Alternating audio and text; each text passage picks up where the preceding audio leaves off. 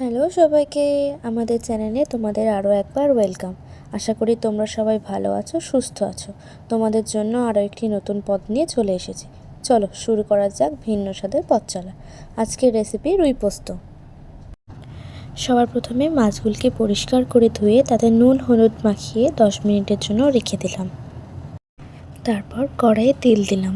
তেল গরম হয়ে আসলে নুন হলুদ মাখিয়ে রাখা মাছগুলো এক এক করে ছেড়ে দিলাম। মাছগুলি ভালো করে ভাজা হয়ে গেলে একটি পাত্রে তুলে রাখবো। আমি এক এক করে সব মাছগুলোকে ভেজে নিয়েছি। তারপর ওই তেলেই অল্প পরিমাণ চিনি দিয়ে নিলাম, এতে রান্নার রং সুন্দর আসে। তাতে কালো জিরে দিয়ে হালকা নেড়ে নিলাম। 3টে বড় মাপের পেঁয়াজ সরু করে কুচিয়ে তেলে দিয়ে ভালো করে ভেজে নেব।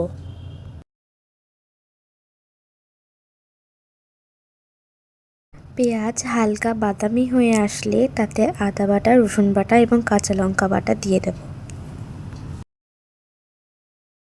হালকা একটু নাড়িয়ে নিয়ে তাতে পরিমাণ মতো হলুদ গুঁড়ো, কালারের জন্য কাশ্মীরি লঙ্কার গুঁড়ো এবং স্বাদ মতো নুন দিয়ে নেব।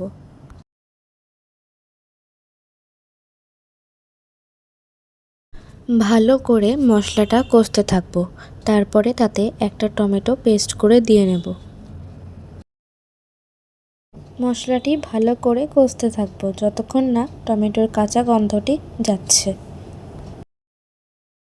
মশলাটি থেকে তেল ছেড়ে আসলে তাতে বেটে নেওয়া পোস্ত ও কাজু বাদাম দিয়ে দেব।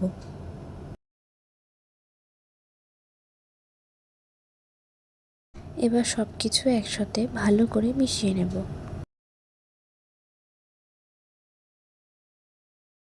মশলাটি ভালো করে মিডিয়াম ফ্লেমে নাড়তে থাকবো। ভালো করে মশলা থেকে তেল ছেড়ে আসলে তাতে পরিমাণ মতো জল দিয়ে নেব। জল দেওয়ার পর হালকা ফুটে আসলে ভেজে রাখা মাছগুলো এক এক করে দিয়ে দেব।